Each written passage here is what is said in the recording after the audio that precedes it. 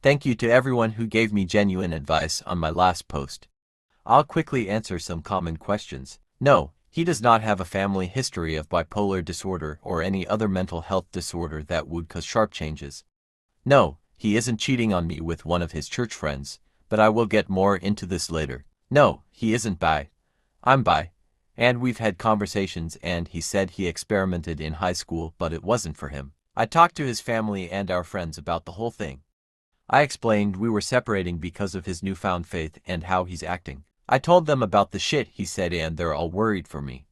I don't think that I'm in any sort of danger, honestly. I did talk to my church about this, and they told me that the church he's attending is notorious for this sort of thing. One of them will show up after a service and wait outside, and if someone is walking out alone, they'll come up to them and start chatting. They'll pretend they go here until they've talked to the person enough times to invite them to their church. Apparently he was attending my church even on days where I wasn't, so he was alone a lot. It's really fucking predatory, and it low-key pisses me off that he was enjoying my church and it lead to him being taken away from me. I've had limited contact with him in the past few days. He came over last night, saying he needed to talk to me. He didn't appreciate me contacting his parents, and assured me that he is fine mentally. I wanted to start asking all the questions I've come up with since he left, but I didn't want to overwhelm him. I know he didn't cheat on me because that was the first question I asked. More so, are you leaving me because there's somebody else? His response was that he didn't want to leave me, but living in sin wasn't what he wanted anymore. How did he figure this out, you ask? After grilling him for an explanation, he finally admitted that he tried to cheat. The guy who kept coming to my church and basically recruited him was apparently so attractive that he would listen to anything he said. So he tried to cheat, failed, and went the full 180 and has decided being gay is the ultimate sin. Not the fact that he tried to have an affair. This is actually going to drive me crazy.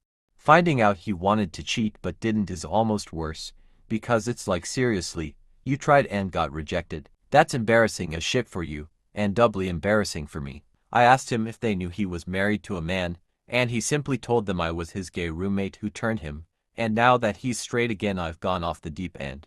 He's an actual fucking liar. He showed me some Bible verses, ones that were just blatantly different from the ones in mine, and kept trying to convince me that I need to change too. He said that he still cares about me, and wants to be friends. I asked him what about our actual friends, and he said they're too far gone. He just kept talking and I was done with it. He isn't the man I fell in love with, and it pisses me off.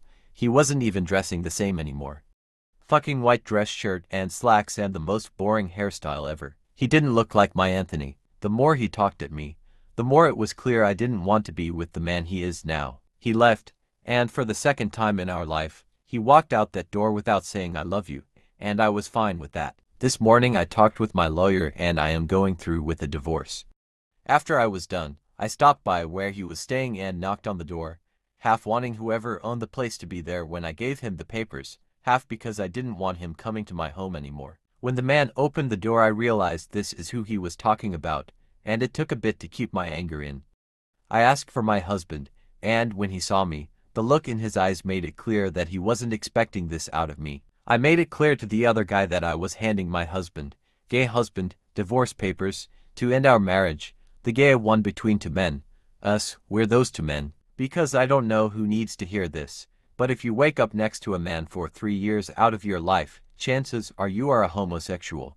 So sorry to break it to you. I won't be able to go into details of the proceedings themselves, but I'm going to completely distance myself from him as best I can. His actions have been horrible on my health, and his family and friends can handle him better than I can. I'm going to miss the man he used to be, but I have my people surrounding me. I'm going to be okay. I hope for his sake he'll snap out of this one day, because the self-hatred isn't healthy, but when he does I won't fucking be there.